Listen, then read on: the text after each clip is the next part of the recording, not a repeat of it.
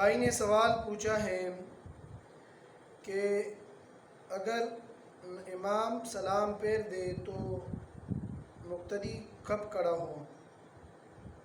امام کے سلام پھیرتے ہی کھڑا ہو جائے، یا امام ایک طرف سلام پھیر دے تو کھڑا ہو جائے، یا امام دونوں طرف سلام پھیر دے تو کھڑا ہو جائے؟ جواب: آپ نے بہت اچھا سوال کیا ہے۔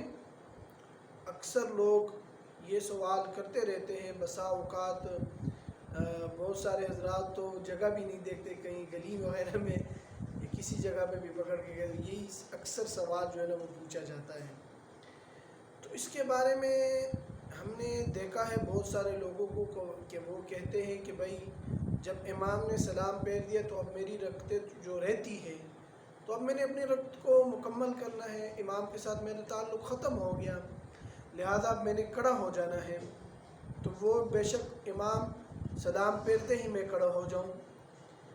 آپ کی بات صحیح ہے کہ آپ کا جو ہے تعلق وہ امام سے سلام کے وقت ختم ہو گیا، لیکن علماء دین نے اگر سلام پھیرتے ہی ایک سلام پھیر دی جائے یا دوسری پھیر دی جائے، حکم دیا ہے کہ تم نے کھڑا ہونا ہے، مقتدی نے بقایا نماز جو ہے وہ پوری کرنی ہے۔ وہ اس وجہ سے ہے کہ اگر امام کو غالباً اگر سجدہ سہو کی ضرورت ہو اور وہ سجدہ سہو کرے، وہ نماز میں جو ہے وہ، تو کیا اگر آپ کھڑے ہو گئے اور امام دوبارہ سجدے میں چلا گیا تو پھر آپ کیا کریں گے؟